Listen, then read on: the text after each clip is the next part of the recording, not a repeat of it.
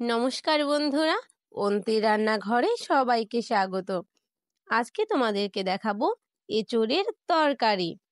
এঁচোড়ের তরকারি হলে আমার কিন্তু আর কিছুই লাগে না। আমার মতো কে কে এঁচোড়ের তরকারি খেতে খুবই পছন্দ করো, কমেন্টে কিন্তু অবশ্যই জানাবে।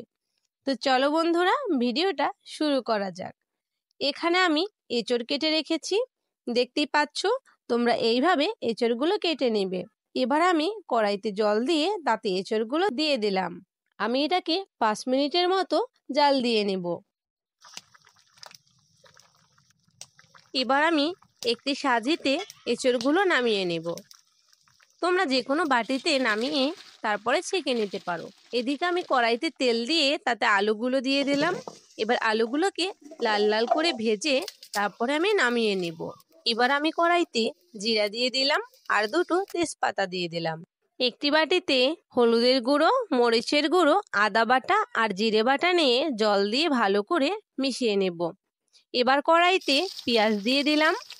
পেঁয়াজটাকে ভালো করে ভেজে নেব। কিছু সময় পরে এর ভিতরে মিশ্রণটি ঢেলে দিব। এবার আমি 2-3 মিনিটের মতো এটাকে কষিয়ে নেব। এখানে আমি একটা বোম্বাই মরিচ দিয়ে নিয়েছি, এটা অপশনাল। তো এরপরে আমি এর ভিতরে কাঁঠালগুলো ঢেলে দিলাম। এবার এটাকে 5-6 মিনিটের মতো আমি কষিয়ে নেব।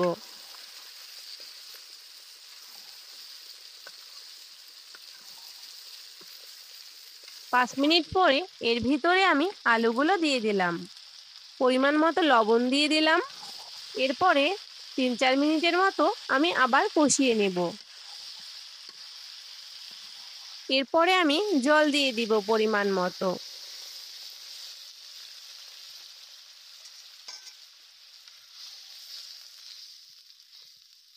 এবার আমি 20 মিনিটের মতো এটাকে জাল দিয়ে নেব।